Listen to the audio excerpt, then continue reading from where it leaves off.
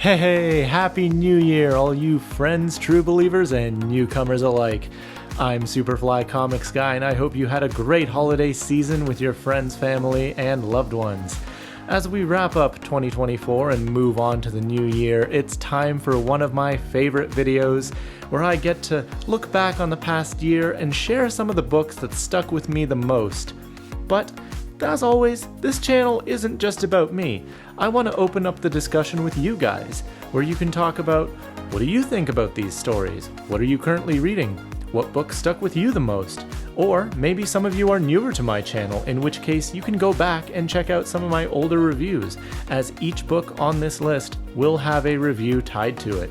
Speaking of which, the list will focus on new reads only, so that means I have to have read the book for the first time in 2024. So that means, just because I've done a review of a book in 2024, it may not be eligible for this list. The list won't be in any particular order either.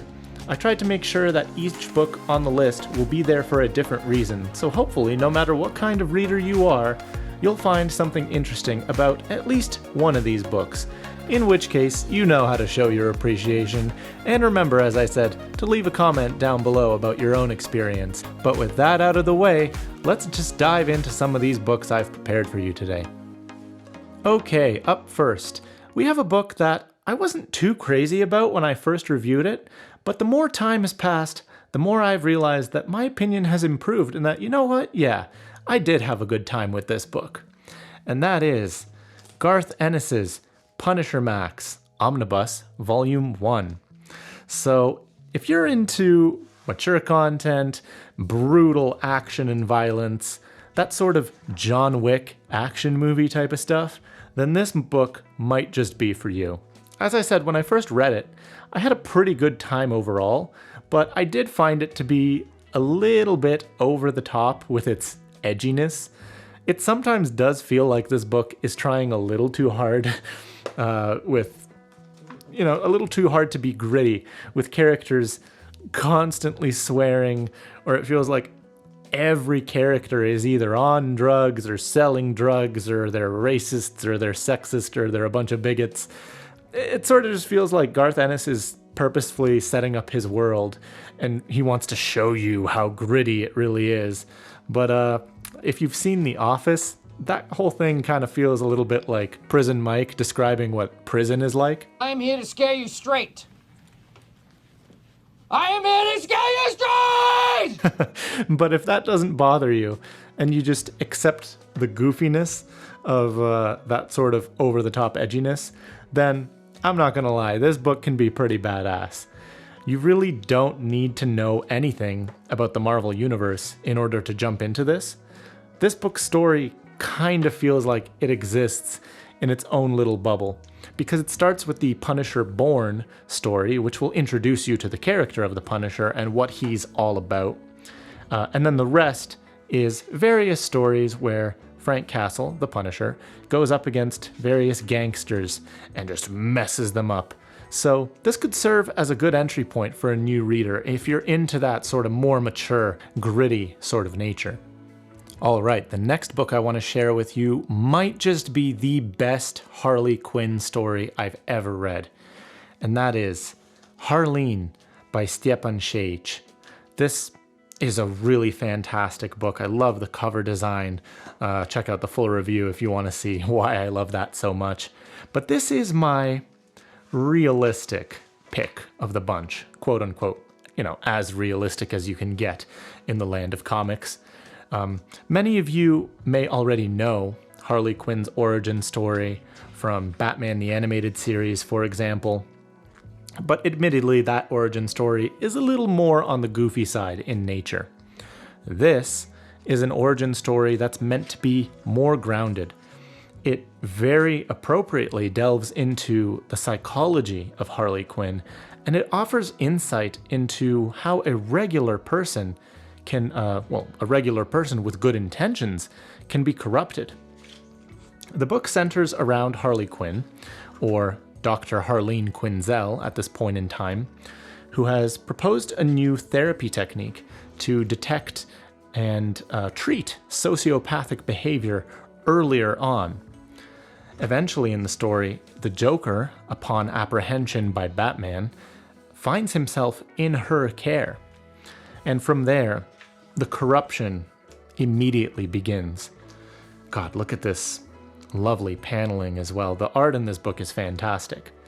But I really was intrigued by the exploration of a toxic relationship here and how somebody might not even realize they're in a toxic relationship, and then how they can be used and manipulated from that point on.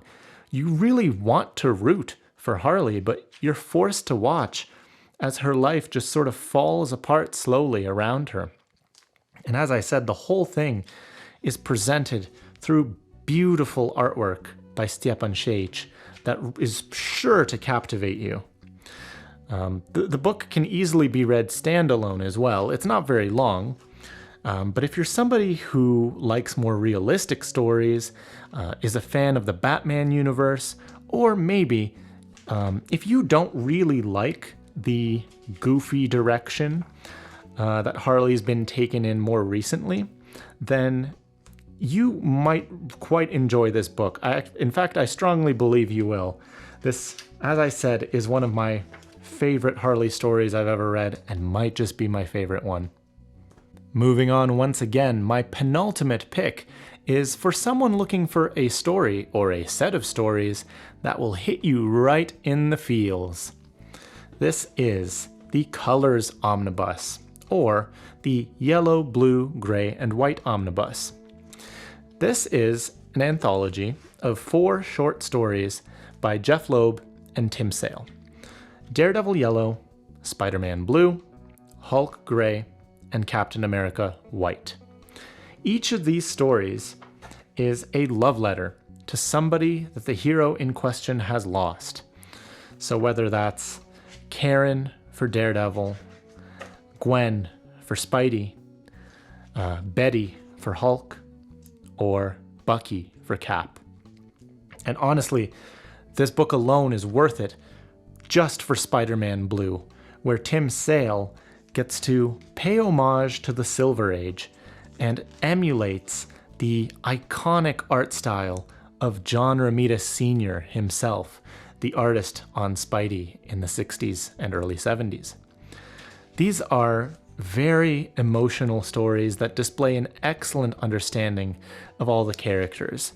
I don't want to go too in detail because of how short the stories are, but they're short but sweet. Whether it's in Daredevil Yellow, where you get to see that Daredevil's confident and graceful, but he's pretty tortured underneath.